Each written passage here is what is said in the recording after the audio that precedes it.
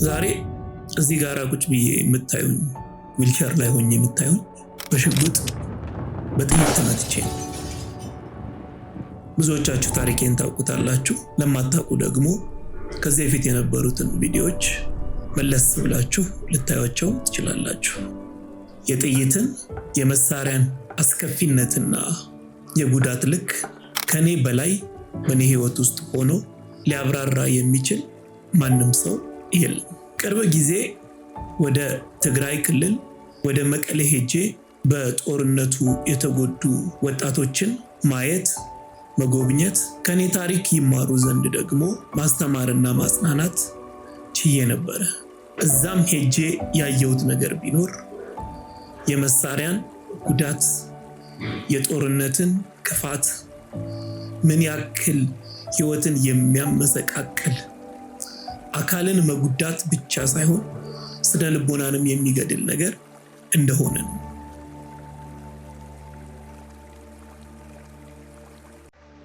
በህይወቴ ውስጥ 4 ነገሮች እጅጉን ያስፈሩኛል። ሌሎቹን 3ቱን በሌላ ጊዜ አብራራቸዋለሁ።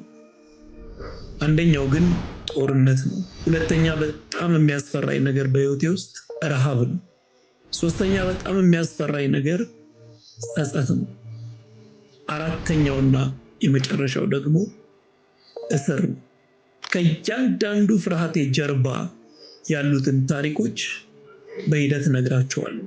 ዛሬ ግን ስለ ጦርነት ማውራት እፈልጋለሁ። ስለሚያስከትለው ጉዳትና እኔ በህይወቴ ውስጥ ያለፍኩትን ደግሞ አያይዤ አወራቸዋለሁ። በልጅነቴ አውሮራ የሚል መጽሐፍ ሀብታሙ አለባቸው የጻፈው ለማንበብ እድል አግኝቼ ነበር። እዛ ላይ ስለ ጦርነት በጣም ብዙ ነገር ማየት ችዬ ነበር። ከዛም በፊት በነበሩ የማንበብ ልማዶቼ ውስጥ ጦርነት ምን ያክል አስከፊ፣ ምን ያክል ዘግናኝ፣ ምን ያክልም ከባድ እንደሆነ የማየትም የማንበብም የማድመጥም እድሎች ነበሩ። ዛሬ ይህንን ቪዲዮ በምንሰራበት ሰዓት ኢራን፣ አሜሪካ፣ እስራኤል ጦርነት ውስጥ ናቸው። እዚህ ኢትዮጵያ ውስጥ ያሉ የኛ ወገኖች ደግሞ በቡድን ተቧድነው እኔ የኢራን ደጋፊ ነኝ፣ እኔ ደግሞ የእስራኤል ደጋፊ ነኝ እያሉ ብሽሽቁንና እልሁን ተያይዘውታል። ቡድን ይዞ ከማውራቱ ከመደገፉ በላይ ደግሞ የነዚህኑ አገራት ባንዲራ የያዘ ልብስ ለብሰው እኔ እስራኤልን ነው የምደግፈው፣ እስራኤል ትበርታ፣ ድል ለእስራኤል፣ ሌላኛው ደግሞ ድል ለኢራን፣ ኢራን ትበርታ ይላል። በውስጥ አዋቂነት ግን ግድያ ማበረታታት፣ አካል ማጉደል ማበረታታት፣ የቤተሰብ መበተን ማበረታታት እንደሆነ ግን በትክክል ስለማሰባቸው አላውቅም። እዚሁ ሀገራችን ላይ በሰሜኑ ክፍል በነበረው ጦርነት በመቶ ሺዎች የሚቆጠሩ ወጣቶች ሞተዋል። ቤተሰብ ተፈናቅሏል፣ ተለያይቷል። ብዙ ሰዎች ላይ ዘግናኝ አደጋ ደርሷል የሚለው ከተሰማ በኋላ በጣም ብዙ ሰው በየሶሻል ሚዲያው ጦርነት ይብቃን፣ ጦርነት ሰለቸን፣ ከዚህ በኋላ ጦርነት አያስፈልግም፣ በአይናችን አይተነዋል እያለ ብዙ ሰው ሲሰብክና ሲያወራ ነበር። ዛሬ ግን በእጃዙር ደግሞ ጦርነት ይደግፋል። ኢራን ውስጥ፣ እስራኤል ውስጥ፣ የተባበሩት አረብ ኤሚሬትስ ውስጥ፣ ኳታር ውስጥ ያሉ ብዙ ኢትዮጵያውያን ወገኖች ላይ የቦምብ ናዳ እየወረደ በጣም ብዙ ሰው ዛሬም ቡድን ተቧድኖ እኔ የከሌ ይላል። ጦርነት ምን ሲያደርግ ነው የሚገባን? የጥይት የመሳሪያ የክላሽ ጉዳት ምን ሲሆን ነው? የቱ ጋራ ሲደርስ ነው ጦርነትን የምንጸየፈው? አንድ ሰው አንድን ነገር ተጸየፈ ማለት እቅርቡ ሆነ ሩቁ ሆነ ለውጥ አይኖረው። የሚቃወመው ድርጊቱ ነው። እኔ የኔን ህይወት አውቀዋለሁ። አንገቴን ከተመታሁበት ደቂቃና ሰዓት ጀምሮ ህይወቴ ምን ያክል እንደተመሰቃቀለ እኔ በደንብ አውቀዋለሁ። ምኑ ነው ደስ የሚለው ዊልቸር ላይ ተቀምጦ መኖር? ምኑ ነው ደስ የሚለው የሰው ጥገኛ መሆን? ምኑ ነው ደስ የሚለው ለእያንዳንዱ ነገር የሰዎችን እርዳታ በመጠበቅና በመለመን ውስጥ መኖር? በየጊዜው ሆስፒታል፣ በየጊዜው ሐኪም ቤት መመላለስ ምኑ ነው ደስ የሚለው? ይሄ እኮ ድሎት አይደለም፣ ጩኸት ነው፣ ለቅሶ ነው፣ ህመም ነው። ተመልከቱ፣ በእንደዚህ አይነት ጉዳት በመሳሪያ የተመታ ሰው ብዙ ነገሩ ነው የሚረበሸው። ምኑ ደስ ይላል ይሄ ህይወት? እንዴት ነው የሰውን ልጅ እንደዚህ አድርጎ የሚያስቀርን ጦርነት የሚደገፈው? በእውነት እኮ በራሴ ካልደረሰ በስተቀረ አያገባኝም እንደማለት ያለ ራስ ወዳድነትና አለማስተዋል በምድር ላይ የለም። ለመሽናት ካቴተር መጠቀም ምኑ ደስ ይላል? እንዴት ሰዎችን ለዚህ ድርጊት የሚዳርግን ነገር እንደግፋለን? ለመራመድ፣ ውሃ ለመጠጣት፣ ለመብላት፣ ለመታጠብ፣ ለመልበስ ሰውን መጠበቅ ምኑ ደስ የሚለው? ሩቅ ሆነ ቅርብ ሆነ የሰው ልጅን የሚጎዳ ነገርን ቡድን ይዞ መደገፍ እንዴት ያለ አላዋቂነት! በጦርነት ውስጥ የሚተኳኮሱ የሚገዳደሉት ሁለት ሰዎች እርስ በርሳቸው አይተዋወቁ። ማን ማንን እንደሚገድል እንኳን አያውቁ። ማን የማንን ልጅ እንደሚያጠፋ እንኳን አያውቁ። ብቻ እዚህ ጋር ሆነ ከዛ ጋር የሚመጣው ሰው ላይ ተኩስ ይባላል፣ ይተኩሳል፣ ይገላል። የሀገራችንን ታሪክ መለስ ብለን ብናየው አብዛኛው የጦርነት ታሪክ ከነገስታቱ ዘመን ጀምሮ ከመሳፍንቱ ዘመን ጀምሮ እስከ ዛሬ ድረስ ብንመጣ በለው ነው። ዘፈኖቻችን ሁሉ ገዳዬ ገዳዬ፣ አረ ገዳይ ገዳይ። ሁል ጊዜ ጦርነት የማያስተምረን ሰዎች ሆነናል። ይሄው ከኔ ህይወት ተማሩ። ጥይት የሚያደርገው ይሄን ነው። እኔ በጦርነት አይደለም የተጎዳሁት፣ አንድ ሰው በተኮሰው ጥይት ነው እንደዚህ ይሆን። እኔ ብቻ እንዳልመስላችሁ የተጎዳሁት። እኔ ከተመታሁበት ጊዜና ሰዓት ጀምሮ ቤተሰቦቼ ስራ አቁመው እኔን ሲንከባከቡ ነው ረጅም ጊዜ ነው። ከዛ በኋላ እንኳን ተመልሰው ወደ ስራቸው አልሄዱ። አንድ ሰው ስንት ነው? አንድ ሰው እኮ አንድ ብቻ አይደለም፣ አንድ ሰው ብዙ ነው። ስንት ሰው ሞተ ተብሎ አሁን ቁጥር ለምደናል። ቁጥር የመኪና አደጋ ስንት ሰው ሞተ? 2 ሰው። ተመስገን ተርፏል። 2 ሰው ስንት ነው? አባት ቢሆን በስሩ ስንት ልጆች አሉ? እናት ብትሆን በስሯ ስንት ልጆች አሉ? ዩክሬን ሆነ ራሽያ ሆነ የመን ሆነ ኢራን ሆነ የሰው ልጅ የሚጠፋፋበትን ጦርነት አንቅረን በቃን እስካላልን ድረስ ሁሌም ቢሆን በሀገራችንም በውጭም አይለቅም፣ ይደጋግመናል። አንዳንድ ጊዜ ሰው ስለ ሞት ያለው አመለካከት ይገርመኛል። ሞት ማን ነው የሚያውቀው?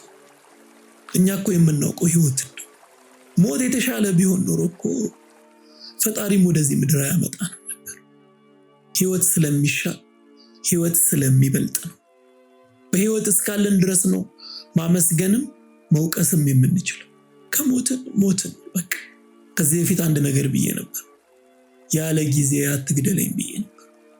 እግዚአብሔር የወሰነው እስከዚህ ድረስ ነው የምትኖረው ያለው እድሜ ሳይደርስ አትግደለኝ ይላል። ጦርነት እንዲህ ነው። አባት እናት ገድሎ ልጆችን ያላሳዳጊ ይተዋል። እነዛ ልጆች አይማሩም።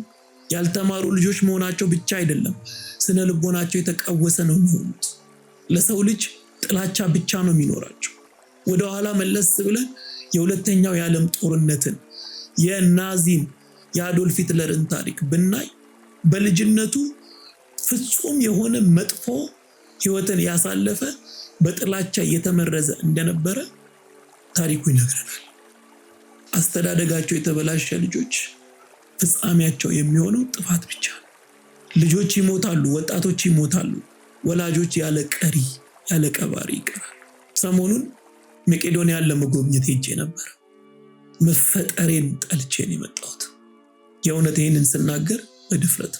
ትልልቅ አባቶች ትልልቅ እናቶች በልጆቻቸው መጎብኘት አለው መባል ሲገባቸው ተረስተው በየሜዳው ወድቀው የነበሩ ትልልቅ አዛውንቶች ጧሪ ቀባሪ አጥተው መቄዶንያ መጥተው አይቼ እጅግ በጣም አዝኜ ነው የተመለስኩት። እንደዚህ ነው ጦርነት። ምድርን ባድማ ነው የሚያስቀረው፣ ተስፋን ነው የሚያሳጣው፣ እቅድን ነው የሚያጠፋው። ለራሳችን ቃል እንግባ፣ ይበቃናል። ኢትዮጵያ ሆነ ዩክሬን ሆነ እስራኤል ሆነ ጦርነትን የምንጠየፍ ሰዎች ለልጆቻችን የጦርነትን ክፋት እየነገርናቸው እናሳድጋቸው። አሁን በእኛ ዘመን እንኳን የሆነው ጦርነት መቀሌ ድረስ ሄጄ አይቼ የመጣሁት ነገር መኖርን መፈጠርን የሚያስጠላ ነገር። ብዙ መሮጥ፣ ብዙ መስራት፣ ብዙ መለወጥ የሚችሉ ወጣቶች በዊልቸር በክራንች በአልጋ ተገድበው ማየት ያሳዝናል። ፎቶውን ይኸው አስቀምጥላችኋለሁ፣ ታዩታላችሁ። ቅስም ነው የሚሰብረው። ስለዚህ ይብቃን። ለሰላም እጃችንን እንስጥ። እልሁ የትም አያደርሰን። ተገዳድለን ተጨፋጭፈን ስናበቃ መጨረሻ ላይ እርቅ ነው የሚመጣው። ለእርቁ ታዲያ ለምንድን ሰው ነፍስ የሚጠፋው? እርቅ የሚጠላ ሰላም የሚጠላ ማንም ሰው የለም። ግን መጀመሪያ ጥፋቱን ማስቆም ይቻላል። እኔ ከተመታሁባት ቀንና ደቂቃ ጀምሮ ሙሉ ሌሊት እንኳን እንቅልፍ መተኛት አልችልም። ቅዠቱ፣ ድንጋጤው፣ ፍርሃቱ፣ በዚህ ጋር መተኛት በዛ ጋር መተኛት፣ ለእያንዳንዱ ነገር መድኃኒት መውሰድ፣ የሚያስፈልጉ ነገሮችን ማጣት፣ የገንዘብ የሞራል ኪሳራው ከባድ ነው በጣም። እኔ በአንድ ጥይት ያለ ጦርነት ይሄን ያክል ሰፈር ካደረጉ፣ ይሄን ያክል ከተሰቃየው፣ የኔን ያክል እንኳን እድል የሌላቸው በገጠር ውስጥ ያሉ ደግሞ ምን ያክል እንደሚሰቃዩ አስቡት። ቲክቶክ ላይ ስልኬን አስቀምጬ በእንደዚህ አይነት ህይወት ውስጥ ያላችሁ ላግዛችሁ፣ ላማክራችሁ ደውሉ ብዬ በጣም ብዙ ሰው ነው የደወለልኝ። ዊልቸር በማጣት ሕክምና በማጣት መድኃኒት በማጣት ካቴተር በማጣት ኮሎስቶሚ ባግ በማጣት በኢንፌክሽን አረ በስመ አብ ስንቱን ነግራችኋለሁ። እንጸየፍ ጦርነትን አናራግም። የምንችለውን ያክል ተው፣ አይሆንም፣ ገንዘቤን አላዋጣም፣ ሐሳቤን አላዋጣም፣ ጉልበቴን አላዋጣም ማለት እንልመድ። ችግሩ የሰላም ዋጋ እስክናጠው አይገባን። ብዙ ሰው የጤናንና የሰላምን ዋጋ ያውቀው ሲያጣው ብቻ ነው የሚያውቀው። እኛ ግን ከሌሎች እንማርና እንጸየፍ ጦርነትን። አንዲት እህት የነገረችኝ ነገር ልንገራችሁና ላብቃ። ጦርነቱ ሲጀመር ቤቴ ውስጥ ነበርኩ አለች። ድንገተኛ የሆነ ተኩስ ተጀመረ። ከላይ በጦር አውሮፕላን፣ በጀት፣ በድሮን ቦምብ ይወረወራል አለች። ከስር ይተኮሳል አለች። እኔ ልጆቼን ይዤ የት ልግባ አለች። ሮጬ ስወጣ በግቢያችን በበራችን አጠገባችን ሁሉ ይተኮሳል አለች። ወደ ቤት ገብቼ አልጋ ስር ስገባ ከላይ የሚጣለው የድሮን ቦምብ ደግሞ ጩኸቱ መከራ ነው አለች። በቃ መሬቷ ተከፍታ ብትውጠኝ አልጠላም ነበር። አምላኬን ለምን የነበረው መጀመሪያ የሚተኮሰው ጥይት እኔን ያገኘኝ፣ ቀድሞ ልጆቼን አያገኝ ነበር ምለዋለች። አስባችሁታል? ይሄን ሰቆቃ እናት ወልዳ ልጆቿን ምን ታርጋቸው? አትበላቸው፣ አትውጣቸው። ጦርነት ክፉ ነው። ይበቃናል። እግዚአብሔር ቢብቃችሁ ይበለን። መሪዎቻችንም በሁሉም ቦታ ያሉ ጦርነትን ለማስቀረት የሚችሉትን ዋጋ እንዲከፍሉ እኛ ሐሳብ እንስጠን፣ ጸልይላቸው። ይበቃናል ጦርነት። አመሰግናለሁ።